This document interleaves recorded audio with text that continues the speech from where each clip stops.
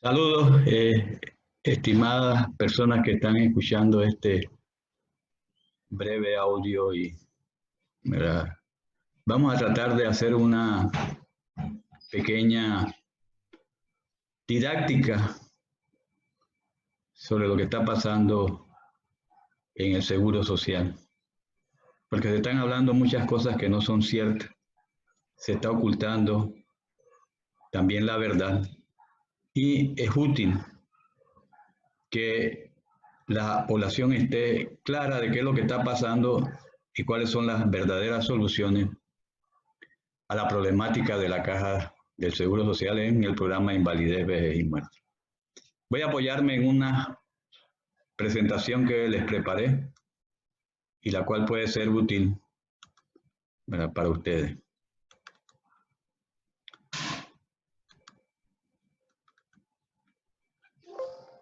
El problema de la Caja del Seguro Social se inicia con la Ley 51. Ley 51, aprobada en diciembre de 2005. ¿Producto de qué? De que el gobierno de Martín Torrijos y los sectores económicamente dominantes de este país decidieron liquidar el sistema solidario de la Caja del Seguro Social. La Ley 51 creó dos sistemas que en la ley se llaman subsistemas de pensiones. El sistema que se llama de beneficios definidos y es el sistema solidario, subsistema solidario. Y otro sistema que se le puso el nombre de subsistema mixto, que es un sistema de cuentas individuales. Pero el año 2008, aunque esta ley fue hecha en el 2005, el año 2008 es fundamental para saber dónde la persona está. Prácticamente todas las personas que entraron a trabajar y se inscribieron por primera vez en el Seguro Social están en el sistema solidario. En cambio, por obligación, porque no se le dejó opción a las personas que empezaron a trabajar y se inscribieron por primera vez en el Seguro Social, en el año 2008 o después del año 2008, obligatoriamente tienen que ir al sistema de cuentas individuales. Por lo tanto, en el sistema solidario, nadie entra más en ese sistema y ahí radica en gran medida el problema. Pero la ley fue más allá. El artículo 157 de la ley 51, conocido también como la ley de la muerte, ¿verdad?, establece que los fondos de cada subsistema no podrán ser empleados para cubrir los gastos del otro subsistema, ni podrán transferirse recursos de uno a otro. O sea, separó totalmente la finanza de los dos, ¿verdad?, del sistema solidario y del sistema de cuentas individuales, que le han dado el nombre de sistema mixto. Eso significa que, ¿verdad?, no puede salir ni un solo centavo del sistema nuevo, ese que crearon con la ley 51, para financiar a las personas que están y estamos en el sistema solidario. Entonces, ¿qué ocurrió? Miren, la lógica básica del sistema solidario es un sistema de relevo generacional. Vamos a explicarlo con un ejemplo. Cuando la generación 1 se jubila, la generación 2 está aportando cuotas que ayudan en gran medida a pagar las pensiones de la generación 1. Cuando esa generación 2 se jubila, entonces la generación 3 le sirve de base aportando cuotas para que esa generación 2 goce de su pensión. Cuando la generación 3 se pensiona, ¿verdad?, entonces la generación 4, que es la que, ¿verdad?, estaría activa en ese momento, estaría pagando cuotas para que la generación 3 pueda gozar de su pensión. Supongamos, para que el ejemplo quede claro, que esa generación 4 es la que ahora está trabajando. Bueno, esa generación 4 no tiene nadie atrás que le apoye pagando cuotas a sus pensiones, porque a todas las personas que empezaron a trabajar desde después del 2008 se la llevaron al sistema de cuentas individuales. Esa fue la irresponsabilidad de Martín Torrijos, ¿verdad?, de los diputados que aprobaron eso en la Asamblea y de los ministros que aprobaron esto en el gabinete antes que fuera a la Asamblea. Entre ellos, el que en ese momento era el ministro de Desarrollo Agropecuario, que hoy día es el presidente de este país. Pero sigamos con, ¿verdad?, los hechos. Se dijo, o se ha querido vender la idea que las personas que pasaron al sistema de cuentas individuales no van a tener problemas. Y eso es falso, porque a nivel mundial el sistema de cuentas individuales ha sido todo un fracaso. El caso más claro, que es el paradigma donde se montó este modelo, es Chile. Entonces es bueno ver qué está ocurriendo en ese país para que los jóvenes de este país que los obligaron a un sistema de cuentas individuales sepan cuál es su posible futuro. La expresidenta Bachelet constituyó una comisión en Chile que se conoció como la Comisión Bravo por el apellido de la persona que la dirigió. Y esa comisión gastó mucho tiempo, recursos, mucho esfuerzo en poder hacer un diagnóstico de cómo es la situación en Chile. ¿A dónde va a llevar a los pensionados de ese país ese sistema de cuentas individuales donde nuestros jóvenes tienen que verse en ese espejo? Y es realmente triste porque las proyecciones en ese caso llegaron a la siguiente conclusión: que casi el 80% de los pensionados chilenos se van a ir a su casa con una pensión inferior al salario mínimo. Porque esos sistemas que se suponía que tenían tasas de interés muy altas, etcétera, no han funcionado. Y los que se han beneficiado son la gente que maneja los recursos. El 44% calcula de los jubilados de ese país quedarán por debajo de la línea de la pobreza. Entonces, ¿verdad?, nos montaron en una mentira. La mentira de que a los jóvenes sí les iba bien o les iba a ir bien. Pero veamos, volvamos a lo que está pasando con ese grupo que lo dejaron abandonado en el sistema solidario. El problema está ahí. Esa es una proyección que se hizo ya hace algún tiempo. Habría que ajustarla, pero sigue siendo válida en lo que representaba. La línea, como es un grupo cerrado, ahí no entra más nadie. Nadie se puede inscribir en el sistema solidario. Pero, ¿verdad?, entonces, ¿qué va ocurriendo? Es que la edad va avanzando. Entonces, en ese grupo donde nadie puede entrar, más nadie puede entrar, la edad va avanzando. Entonces, hay personas que van saliendo de la fuerza laboral y van entrando entonces al grupo de las personas que tienen derecho a una pensión. Entonces, miren lo que ocurre, digamos. Aquí está, esta línea sería la línea de los que siguen cotizando, de los que van quedando. Y la línea que está acá, la línea negra, sería las personas que van adquiriendo derecho a pensionarse. Como ustedes ven, digamos, eso sería tan absurdo porque rompieron la cadena de solidaridad que en algún momento tendríamos más pensionados que cotizantes. Entonces pueden argumentar lo que quieran, pero realmente condenaron a muerte. O sea, el gobierno de Martín Torrijos, los diputados que votaron a favor de la ley 51, los ministros que la aprobaron en gabinete, condenaron a muerte al sistema solidario y condenaron a muerte, ¿verdad?, y a pobreza a la población, a toda una generación y prácticamente a 2 generaciones, incluso a los que ya están pensionados, porque si los fondos se acaban, los pensionados tampoco podrían cobrar. Entonces, lo que es importante es que lo destruyeron a sabiendas, lo destruyeron dando cifras falsas de cuánto iba a ser lo que podía darse con la economía en aquella época. ¿Y qué hicieron? Evitaron que el sistema solidario aprovechara el boom económico que se dio en este país. Por ejemplo, si ustedes ven en estos pequeños cuadros que están aquí, esta es la situación de la Caja de Seguro Social. Vive de las cuotas de los asalariados. Entonces, miren aquí, el número de asalariados en el 2005 subió de 734.356 a 1.159.131, 57.8% de crecimiento. muchos nuevos asalariados por el boom económico. Pero ¿qué ocurrió? A todos los obligaron a irse al sistema que vamos al sistema de cuentas individuales. Por lo tanto, digamos, ni un centavo de esas nuevas personas trabajantes fueron a capitalizar al sistema solidario. Lo dejaron que se fuera muriendo prácticamente por sí solo. Pero lo que más le interesa a la caja son las remuneraciones, ¿verdad?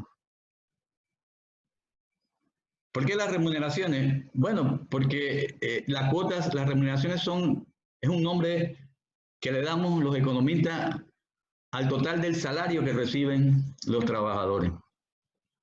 Entonces, miren, eso está en millones de balboas. En el año 2005, el total de los salarios era de 6.405.5 millones. En el 2017 eran 15.908.7 millones. O sea, los salarios entre el momento que hicieron la ley 51 y el 2017, ¿verdad? Más que se duplicaron, crecieron en 148.4%. Todas las cuotas que hubieran salido de esas remuneraciones crecientes pudieron ir a capitalizar al sistema solidario. Sin embargo, ¿verdad? El sistema que montó esta gente, sistema que a los únicos que, ¿verdad?, pensaban beneficiar eran a los sectores económicamente dominantes que dominan las finanzas de este país, realmente, digamos, no permitió que se aprovechara de ese crecimiento de las remuneraciones el sistema solidario. Lo dejaron morir, ¿verdad?, poco a poco, ¿verdad? Y no es cierto lo que dice el subdirector, que en esa época sí se sabía que eso se iba a pasar, ¿verdad? Lo negaron. Nosotros estuvimos en el diálogo y le dijimos, no hagan eso, eso implica un inmenso costo de transición, porque ¿quién se va a encargar de la última generación? Y siempre es mejor el sistema solidario, porque no lleva a esas pensiones como las que se están previendo en los sistemas de cuentas individuales. Dijeron que no, nunca aceptaron eso. Ahora frente a los hechos lo quieren aceptar. ¿Y por qué no hicieron nada? Pero sigamos. La otra cosa que es clara es que todo ese boom económico fue un boom económico que solo favoreció a los sectores de más alto nivel de poder económico en este país. Miren lo que ocurre. Aquí yo tengo el año 96, lo pueden ver acá también. En el año 96, de cada 100 balboas que se producían en el país, 37 balboas con 60 centavos iban a manos de los asalariados. Si vamos recorriendo esto y llegamos hasta el último año en que tenemos cifra, el 2016, eso cayó a 24.8, o sea, a 24 balboas con 80 centavos. Ustedes se dan cuenta, digamos, esto afectó al sistema de seguridad social, porque realmente la participación de los asalariados en el boom económico significó que su participación relativa era cada día menor, de 37.6, o sea, 37.60 a 24.80. Entonces, hay que ir pensando de que este modelo que ahora incluso lo que quieren hacer es que después de la pandemia, a través de una política de choque todavía ir más allá, ¿verdad? Incluso con un razonamiento inhumano, porque que el subdirector de la Caja del Seguro Social haya tenido la osadía de que frente a gente que está estresada, porque no sabe si se van a enfermar o no, que están confinadas, encima de esto, para preparar las condiciones para subir la edad de jubilación, bajar el monto de las pensiones, entonces, digamos, crean el terror de decirle a la gente que de hecho no se van a pensionar. Pero hay más todavía. Miren esto. Esto se llama evasión. Aquí ustedes ven que hay algo anormal. Aquí dice empleo informal. Y este siempre es el 45% del que habla. De lo que no hablan es de lo que yo les voy a explicar ahorita. Aquí dice empleo informal. Dice empleo informal de las empresas del sector formal. Empleo informal de empresas del sector formal. O sea, no son cuenta propia, no son gente que trabaja en empresas chiquitas, informales, son gente que trabaja en empresas formales.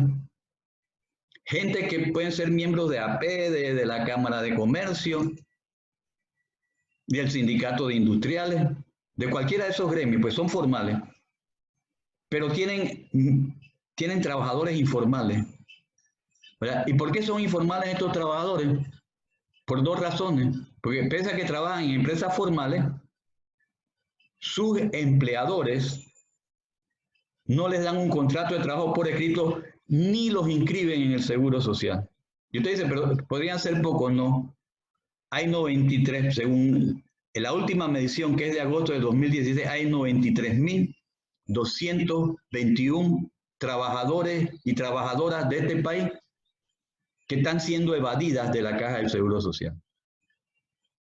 Incluso se habló, y más, si es el secreto mejor guardado, se habló que se había usado el SIPE, o sea, el sistema de la caja del Seguro Social para fines de evasión. Incluso se habló de 300 millones y el secreto mejor guardado es cuáles fueron los malos empresarios, porque digamos, hay buenos y malos empresarios, cuáles fueron los malos empresarios que abusaron de la caja. Miren, incluso es un delito penal. Si algún empleador, ¿verdad?, retiene la cuota del trabajador y no la entrega al Seguro Social, se la saca al trabajador y no la pone en el Seguro Social, ese es un delito. Eso se llama retención indebida de cuota y tiene, ¿verdad?, penalmente, si mal no recuerdo, hasta 2 años de cárcel. Pero si usted me pregunta en este país, ¿cuántos de los que han sido denunciados han sido procesados o condenados? Ninguno. Porque en este país la justicia sigue siendo una justicia que solo ve en una dirección.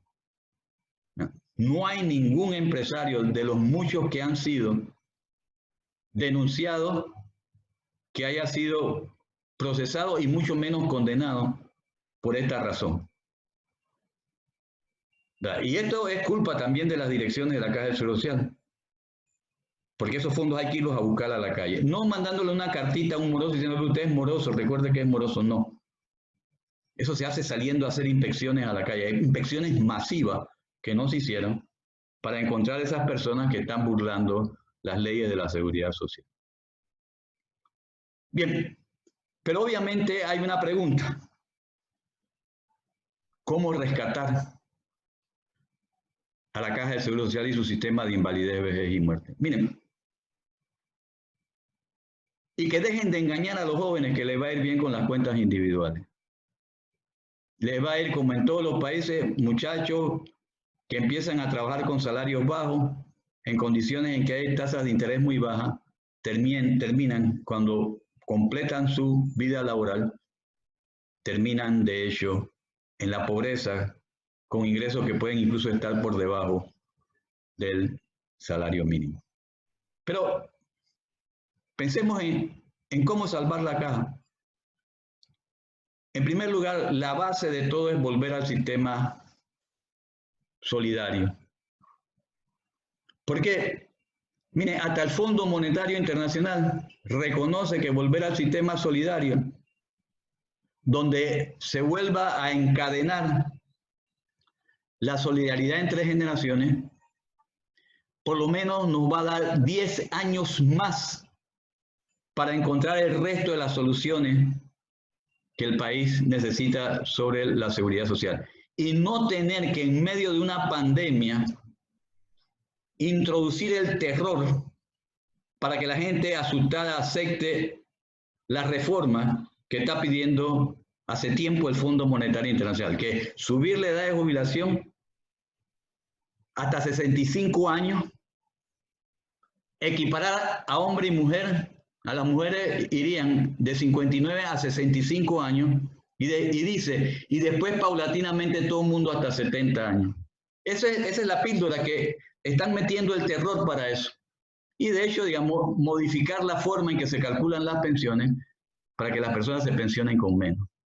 Hay que volver a la solidaridad. Y todo aquel que diga que tiene una posición progresista y niegue esto, realmente está traicionando los intereses de la población. Segundo elemento, los recursos naturales de este país. Pero si usted se pregunta, bueno, la ACP le entrega al gobierno central, pueden ser hasta 1.500 millones o un poco más cuando la economía está funcionando correctamente. ¿Pero en qué se gastan? En primer lugar, en que los ricos no paguen impuestos, porque en este país los únicos que pagan impuestos son las clases medias y los trabajadores calificados. ¿Se gasta en qué cosa? Uno, en que los ricos no paguen impuestos. Panamá es el segundo país en América Latina que le cobra menos impuestos a los ricos. Reconocido hasta por el Fondo Monetario y por todo el mundo que en este país los ricos prácticamente no pagan impuestos. Y después voy a hablar de otra cosa que hacen estos señores. Pero creo que sería importante en este momento, entonces, una ley que diga lo siguiente. La otra parte se usa en corrupción. La corrupción, quién sabe qué parte de esa renta del canal se lleva. Entonces, hay que hacer una ley que diga que eso va a servir para educación, para salud, para seguridad y soberanía alimentaria y para seguridad social. Porque ese es un apoyo importante. Más aún, el gobierno que creó el problema, porque el problema lo creó el gobierno, porque se le advirtió en el 2005, van a crear un problema, porque van a dejar a toda una generación sin base para pensionarse, ¿verdad? Y no quisieron hicieron un fideicomiso ridículo en el Banco Nacional que ni siquiera maneja la Caja del Seguro Social. ¿Verdad? Tercer elemento, la necesidad que el Estado cumpla con su obligación de salud.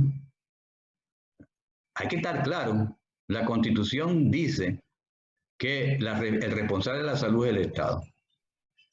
Y el Estado realmente se ha venido recostando en la Caja del Seguro Social. Entonces, la Caja del Seguro Social tiene que atender a más del 70% de la población. ¿Verdad? ¿Con los recursos de quién? De trabajadores que ganan poco. ¿Verdad? De nuevo vamos a lo que es claro, en este país, digamos, se trata de evitar que los más altos niveles de ingresos hagan lo que tienen que hacer, aportar al desarrollo nacional.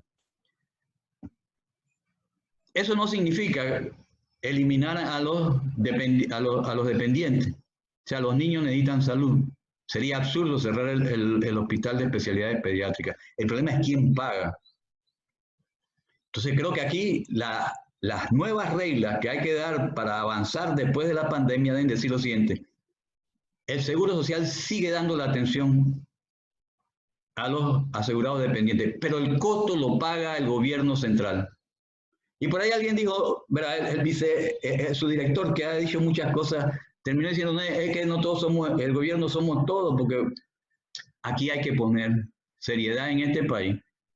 Y realmente, digamos, aquí, ¿verdad? El gobierno tiene en algún momento, no como él dice, sino empezar realmente a expresar la voluntad y las necesidades de la población, y no lo están haciendo. O sea, además de eso, en este país hay que pensar en otras cosas. En este país hay que pensar en la obligatoriedad de verdad de cumplir con las leyes sociales. Aquí los más poderosos se pasean todos los días sobre las leyes laborales y sobre las leyes de la Caja del Seguro Social y no pasa nada. Y después dicen, no, hay que subir la edad de jubilación porque no hay suficientes recursos, pero tienen 93.000 trabajadores en las empresas formales que ni siquiera los están reportando a la Caja del Seguro Social. Y la evasión, porque entonces, ¿no? ¿Y de dónde salen los recursos? La evasión. Nosotros hicimos un cálculo con datos oficiales, ¿verdad? Y aquí en ITBMS y en impuestos sobre la renta, los dos son responsabilidades de los empresarios, de más nadie. Porque en el ITBMS ellos son los recaudadores. Si no lo quieren cobrar, lo tienen que pagar ellos. Y por otro lado, el impuesto sobre la renta, ¿verdad? No de las personas naturales. Las personas naturales cumplen porque se lo descuentan en el salario, sino, ¿verdad? El que podríamos llamar corporativo. ¿Verdad? Incluso cuando la DGI, por allá por el 2016, midió, ¿verdad?, la diferencia que había entre lo que se debía recaudar si se cumplían con las leyes, incluso sacando de ahí, ¿verdad?, los subsidios, porque esos están en la ley. Resultó, en este país la evasión fiscal es aproximadamente el 8% del Producto Interno Bruto. Entonces, ¿cómo es que no podemos resolver pensiones? ¿Cómo es que no podemos resolver salud? ¿Y cómo es que tenemos la vergüenza que no podemos atender virtualmente a nuestros estudiantes porque, digamos, el Estado no tiene o no ha puesto los recursos para hacer ese tipo de educación? Entonces, eso también es solución. Más aún, para que la seguridad social funcione bien, ¿verdad? Hay que irse alejando de este modelo concentrante y excluyente y ir hacia un modelo de equidad social para que el trabajador tenga un trabajo decente, cotice sobre ese trabajo decente y después pueda tener una pensión también decente. Bien, obviamente hay que elevar la rentabilidad de la reserva y eso no se hace vendiendo los bonos. Lo que van a hacer es, digamos, es realmente increíble. O sea, ponerse a vender en este momento activos de la Caja de Seguridad Social, pueden ser bonos, pueden ser tierra, es prácticamente venderlos a precio de ganga, porque en este momento todos sabemos que lo que está pasando es que todo eso está desactivado. Eso trae muchas dudas, yo se lo quiero decir, eso trae muchas dudas porque yo me pregunto quién será el feliz comprador de esos bonos a precio de ganga. Obviamente los que vamos a pagar las consecuencias, como siempre, somos los asegurados.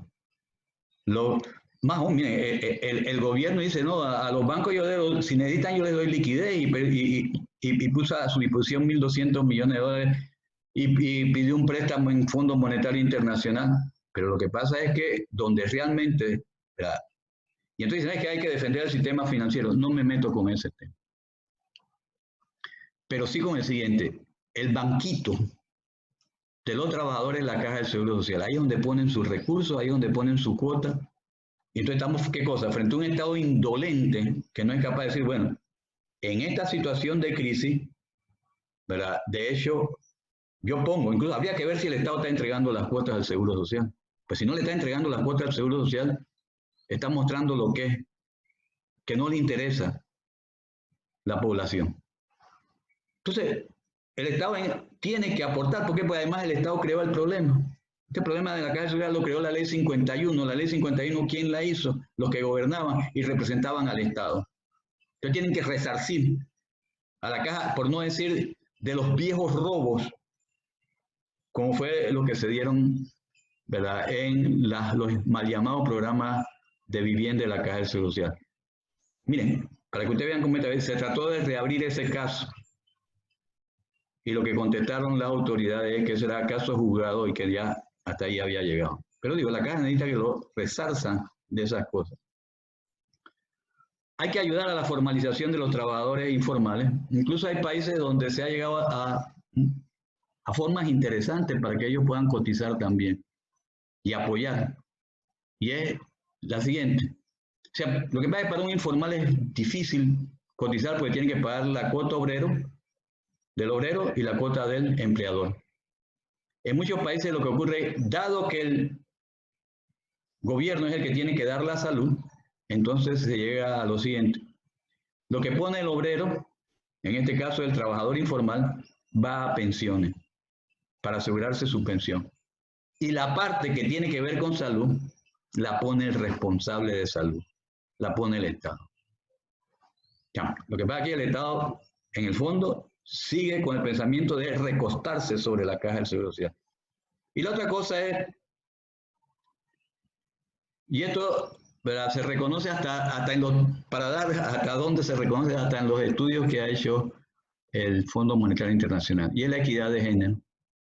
En la medida que nosotros vayamos creando condiciones para que la mujer pueda entrar más al mundo laboral y podamos juntar los dos sistemas y volver a la solidaridad, entonces, ¿verdad?, tendríamos también otra fuente de ingresos que podría ayudar a salvar el sistema solidario de la Caja del Seguro Social. Bien, yo solo termino con una reflexión. Aquí lo importante es tomar conciencia. Hay que evitar que se impongan alternativas contrarias a los intereses de la población. Hay que insistir que no pueden estar introduciendo el terror entre la población para cumplir con sus fines, que no son fines, a mi juicio, no son fines correctos. O sea, ya se dijo, la Caja de Seguro Social todavía en su conjunto tiene 9.000 millones de balboas en reserva. Hay muchos que andan detrás de esos recursos. Y aquí, ¿verdad? Han dicho, vamos a romper la Caja del Seguro Social en dos, ¿verdad? Una de salud, y eso llevaría a final de cuentas a externalizar los servicios de salud y privatizarlos, pero lo que más les interesa es precisamente capitalizar, decir, bueno, en la Caja del Seguro Social no saben manejar la finanza, lo dice el Fondo Monetario, así de cuento, los panameños no saben de eso, por lo menos los que trabajan en el sector público, y por tanto hay que darle la capitalización de eso a los que sí saben. Ya sabemos quiénes son los que sí saben, que son los poderes financieros de este país, que imagínense que solo se les pagara, porque ellos cobran, si hay ganancia o hay pérdida, ellos cobran, solo que se sacaran de eso el 1% anual de ese fondo. Eso crea codicia y es parte, a mi juicio, de lo que está ocurriendo, desgraciadamente, en nuestro país. Bueno, yo espero que estas reflexiones les hayan servido y sería quizás conveniente que volviéramos al tema próximamente. Hasta luego, yo les agradezco mucho la atención.